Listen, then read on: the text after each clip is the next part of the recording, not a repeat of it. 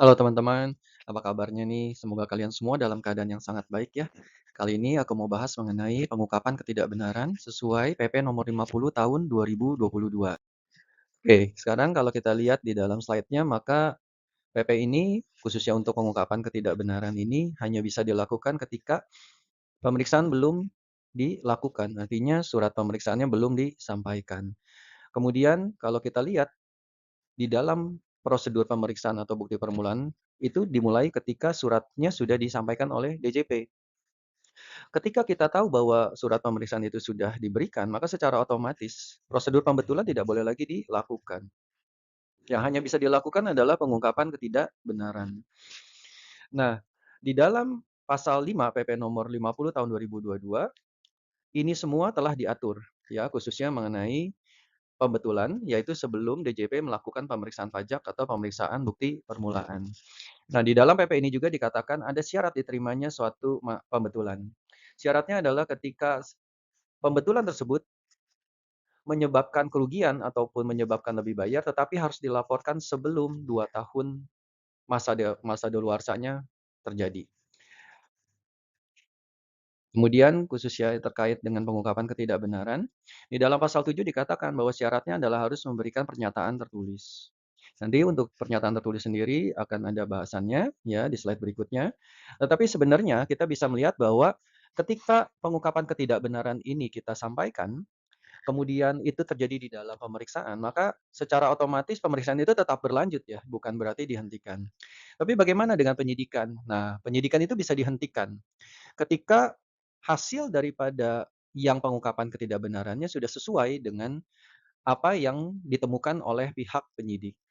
Oke, syaratnya pernyataan tertulis itu apa? Adalah dengan pernyataan tertulis adalah atas SPT yang tidak pernah dilaporkan. Artinya adalah pernyataan tertulis ini digunakan untuk 2 item, baik itu SPT yang sudah dilaporkan ataupun kalau sudah dilaporkan berarti dilaporkan dengan isi yang tidak sesuai ya, yang tidak benar ataupun dia belum pernah dilaporkan. Nah, kemudian bukan hanya pernyataan tertulis saja, tetapi juga harus dilampiri dengan perhitungan kekurangan pembayaran jumlah pajak yang terutang. Kemudian lampiran yang kedua adalah SSP sebagai bukti pelunasan kekurangan pembayaran jumlah pajak yang terutang. Dan yang ketiga adalah surat setoran pajak sebagai pembayaran sanksi administrasi berupa denda.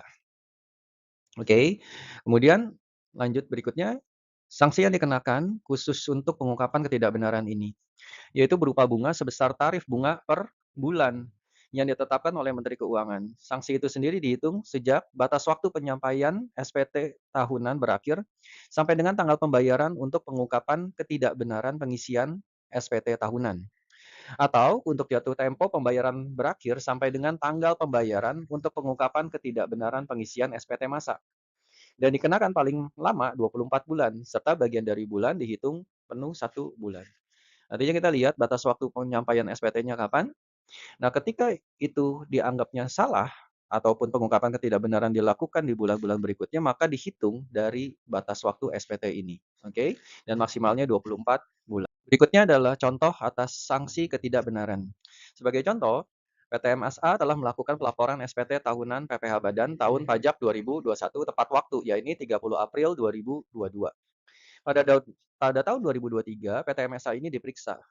Kemudian PTMSA lakukan pengungkapan pada tanggal pada tanggalnya ini misalnya kita asumsikannya yaitu 10 Desember 2023. Oke. Berarti berapa sih nilai yang harus dibayarkan untuk sanksinya?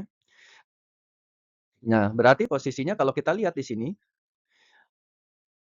tarifnya kita lihat dulu nih, tarif KMK-nya nomor tahun 23 ya. Jadi pas waktu dia 30 April ini, kita sudah harus lihat nih tarifnya berapa, terus kemudian kita kalikan sampai dengan tanggal dia bayar, yaitu 10 Desember 2023. Artinya dikalikan sebanyak 20 kali. Ini 1,4% dari tarif KMK-nya ya. Nanti tinggal kalikan saja dengan kekurangan bayarnya dia. Oke, sekarang kita akan lihat syarat pernyataan tertulis itu harus dilampiri dengan apa aja. Yang pertama yaitu mengenai perhitungan kekurangan pembayarannya. Terus kemudian yang kedua adalah bukti pelunasan, ya sebab biasanya bentuknya SSP yang harusnya ada NTPN-nya. Jadi bukti pelunasan kekurangan pembayaran pajak, jadi pokoknya nih ya.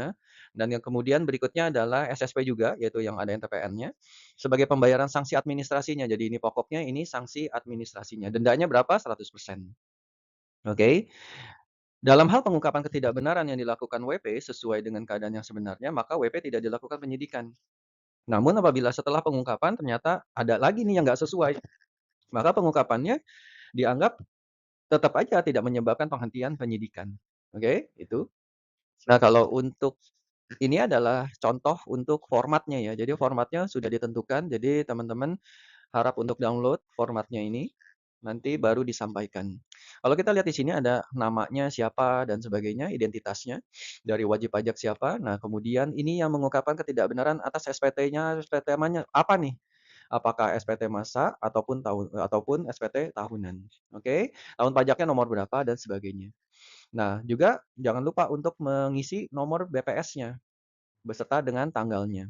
Nah, ketika kita tahu ini semua sudah diisi, kita harus memilih, sebenarnya ini membuat pengungkapan ini menjadi apa? Oh, pajaknya jadi lebih besar, oh, pajaknya jadi lebih kecil, gitu ya.